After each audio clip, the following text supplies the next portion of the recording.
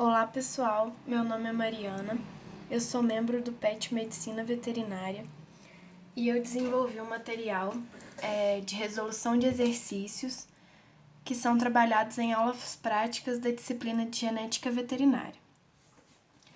Nesse primeiro vídeo eu vou estar dando enfoque na primeira lei de Mendel. E como primeiro exercício e exemplo a gente tem o seguinte: em coelhos a gordura pode ser branca ou amarela. Para estudar o controle genético desse caráter, um macho de gordura branca foi cruzado com fêmeas de gordura amarela, ambos puros, obtendo a geração F1. Ou seja, a gente tem aqui um pai 1 de gordura branca sendo cruzado com um pai 2 de gordura amarela, tendo como segregação na minha F1 100% de indivíduos de gordura branca. Com relação à minha F2, no exercício fala que a segregação obtida foi para o fenótipo de gordura amarela, tive como frequência observada 29 indivíduos, enquanto para o fenótipo de gordura branca foram observados 101 indivíduos.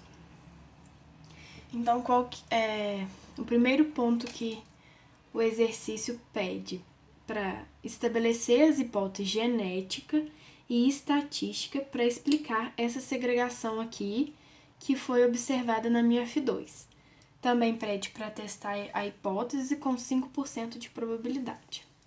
Então, primeiramente, o que a gente tem que fazer? Eu tenho que estabelecer a minha hipótese genética, que, por sinal, por se tratar da primeira lei de Mendel, eu posso falar que é uma característica controlada por um gene, sendo esse gene composto por 2 alelos. E como que eu vou explicar, essa segregação observada na F2? Bom, o meu pai 1 é de gordura branca e o meu pai 2 de gordura amarela. E falou aqui no exercício, que foi 100% de gordura branca, ou seja, eu posso inferir que a gordura branca, ela corresponde aos alelos dominantes. Por isso que eu simbolizei aqui que a gordura branca seria o homozigoto dominante, enquanto a gordura amarela, o homozigoto recessivo. Como cada um contribui com 50%, eu teria na minha F1 um indivíduo azão azinho, vindo o azão do pai 1 e o azinho do pai 2. Ainda explicando essa segregação na F2, ou seja, que é aquela que representa o meu intercruzamento da F1, e se a gente estabeleceu que a F1 era o heterozigoto azão-azinho, aqui no quadro de Punnett eu vou ter a seguinte distribuição, Azão com azão, azão-azão. Azão com azinho, azão-azinho. Azinho com azão, azão-azinho. Azinho-azinho, azinho-azinho. Ou seja, quais foram os meus genótipos? Eu tive 1 de azão-azão, 2 para azão-azinho, e 1 de azinho-azinho. Dessa forma, eu tenho como os fenótipos, como eu já havia mencionado, a presença do alelo dominante faz com que o indivíduo seja de gordura branca, ou seja, esses aqui a gente pode agrupar 3 indivíduos de gordura branca para 1 de amarelo. Ou seja, a gordura ela é controlada por um único gene, com 2 alelos, sendo o alelo azão dominante sobre o alelo azinho. Então, beleza, estabeleci a minha hipótese gênica, só que agora a gente precisa provar isso. E que é o segundo ponto do exercício, que pede para a gente estabelecer as hipóteses estatísticas, que é através dessa hipótese estatística que eu vou conseguir provar se realmente esse 3 para 1 aqui, se ele é correto, se realmente acontece. E a gente prova isso por meio do teste de Q quadrado. Só para eu calcular o teste de Q quadrado, eu preciso estabelecer a minha frequência esperada. O exercício já deu a frequência observada, mas para eu calcular ele, eu preciso dessa frequência observada. E como que eu calculo ela? Bom, a gente teve um total de 130 indivíduos. Porém, eu tive 4 possibilidades, certo? De fenótipos. Eu preciso saber a quantidade desse total de cada proporção. Ou seja, então eu vou dividir esse total 130, eu vou dividir pelas minhas 4 possibilidades. E aí eu tive um total de 32,5. Como a minha gordura amarela, ela representa 1 nessa minha proporção de 3:1, olha lá, eu vou multiplicar esses 32,5 por 1. Ou seja, esses 32,5, né, por 1. Tive o total de 32,5. Com relação à gordura branca, nas minhas 4 possibilidades aqui, 3 podem ser de gordura branca. Esse e esse. Por isso, eu vou multiplicar esse meu 32,5 por 3. E aí, eu vou ter o valor de 97,5. Então, agora a gente já pode jogar na fórmula de Q quadrado para a gente calcular e testar a nossa hipótese. Então, Q quadrado calculado corresponde ao somatório da frequência observada menos frequência esperada elevado ao quadrado dividido pela minha frequência esperada. Então, primeiramente, para a gordura amarela. Qual que foi a minha frequência observada? 29, menos frequência esperada, 32,5. Elevado ao quadrado, dividido por frequência esperada, 32,5. Agora, com relação à gordura branca. Somatório, né? Mais. Qual foi a minha frequência observada? 101. Menos a minha frequência esperada, 97,5, elevado ao quadrado, dividido por 97,5. Então, eu tenho como resultado disso aqui 0,526. Porém, no exercício pediu para a gente também testar a hipótese com 5% de probabilidade. Então, o meu Q quadrado calculado foi 0,526, só que agora eu tenho que ir lá no tabelado. Eu não tenho a tabela aqui, mas ela é calculada pelo...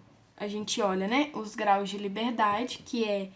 Como que calcula ele? É o número de fenótipos, ou seja, nesse caso a gente tem 2 fenótipos. Gordura branca ou amarela. Aí seriam 2 menos 1, que daria 1.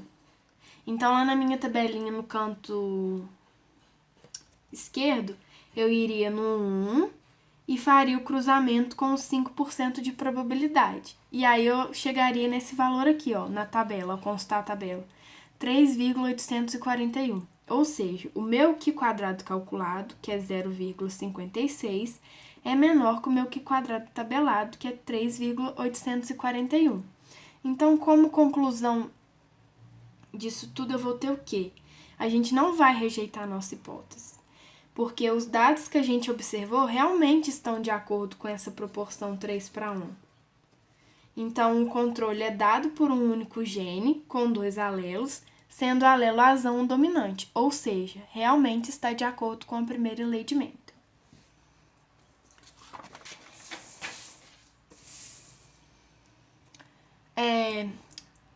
Dando sequência no exercício, agora é pedido o seguinte: em nível bioquímico, qual a diferença entre o alelo responsável pela gordura branca e amarela? Bom, em nível bioquímico, o alelo azão, ou seja, aquele alelo que é dominante, ele trata-se de um alelo funcional, ou seja, ele é responsável por catalisar uma reação que vai promover a coloração branca. Já o alelo azinho é um alelo recessivo, então ele não vai catalisar essa reação. Então, essa é a diferença entre o alelo responsável pela gordura branca e amarela. Já na próxima pergunta do exercício fala assim: se os animais da geração F1 forem cruzados com um genitor recessivo, qual a proporção genotípica e fenotípica esperada? Qual a denominação dada para este cruzamento? Ou seja, pediu para a gente cruzar os indivíduos da F1, que como já tinha estabelecido nos outros exercícios, a nossa F1 é o heterozigoto azão-azinho. Forem cruzadas com o genitor recessivo, ou seja, azim-azinho. e a proporção genotípica e fenotípica. Então, no quadro de Punnett, cruzando F1 com um duplo recessivo. Azão com azinho, azão, azinho. Azão com azinho, azão, azinho. Azinho com azinho, azinho, azinho. Azinho com azinho, azinho, azinho. Então, a minha proporção genotípica, eu tive 2/4 ou meio de azão, azinho, 2/4 ou meio de azinho, azinho. Ou seja, eu tenho uma proporção de 1:1. Com relação à minha proporção fenotípica, que também foi pedido no exercício, eu tive azão, azão, que é 2/4 ou 1/2 de gordura branca, porque a presença do alelo dominante faz com que seja branca, e de azinho, azinho, 2/4 ou 1/2 de gordura amarela.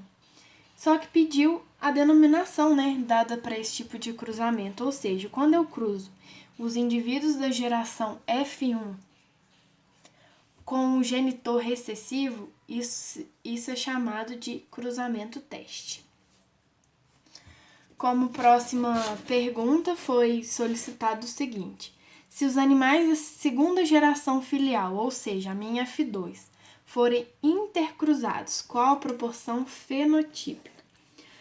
Como que eu faço o cruzamento da minha F2? Como eu cheguei a esse resultado? A minha F2, ela é resultante do intercruzamento da minha F1. Se a minha F1 é azão, azinho, então eu vou fazer o intercruzamento de azão, azinho com azão, azinho. Então, aqui no quadro de Punnett, azão com azão, azão, azão. Azão, azinho, azão, azinho. Azinho com azão, azão, azinho, azinho, azinho, azinho, azinho. Então, eu tive 1/4 de azão, azão, ou seja, com proporção fenotípica, 1/4 de gordura branca, 2/4 de gordura branca, 1/4 de gordura amarela. Ou seja, como esses aqui correspondem aos mesmos fenótipos, eu posso somar. Ou seja, eu tive 3/4 de gordura branca para 1/4 de gordura amarela, sendo então 3 de gordura branca para 1 de amarelo, certo? E para finalizar esse exercício, é pedido o seguinte: quantos animais devem existir na geração F2 para ocorrerem pelo menos 40 animais de gordura amarela com 95% de probabilidade? Bom, esse estilo de exercício aqui, a forma mais fácil de resolver ele é por fórmula. Então, eu tenho essa fórmula aqui, ó. N é igual a log de 1 menos Pzão. Esse Pzão é a probabilidade que é falada no exercício, ou seja, aqui, ó, 95% de probabilidade. Dividido por log de 1 menos Pzinho. Esse Pzinho é a proporção do evento desejado na F2, ou seja, pediu aqui, ó, para ocorrerem pelo menos 40 animais de gordura amarela. É isso que está pedindo. E como a gente já tinha visto no exercício anterior, a minha proporção de gordura amarela lá na minha F2 é de somente 1/4, certo? Então, como que eu vou montar essa fórmula? Vou colocar N é igual a log de 1 menos, só que aqui tem que estar em porcentagem, a gente tem que colocar em número decimal. 1 menos 0,095. E como a probabilidade de eu ter indivíduos de gordura amarela na geração F2 é de 1/4, ou seja, 25%. Então, eu coloco aqui menos 0,1 menos 0,25.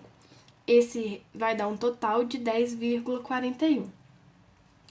Porém, esse valor de 10,41, ele representa somente um indivíduo. Então, a probabilidade de ocorrer na geração F2 um indivíduo de gordura amarela é de 10,41.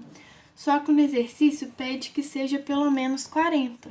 Então, para ter 40 indivíduos de gordura amarela, é X. E aí, ao resolver essa regrinha de 3 aqui, eu vou ter que, para eu conseguir observar na geração F2 e ocorrer pelo menos 40 animais de gordura amarela, eu vou precisar de 417 indivíduos ou animais para que esse evento possa ocorrer. Bom, pessoal, esse exercício é isso que eu tinha para passar para vocês. Obrigada.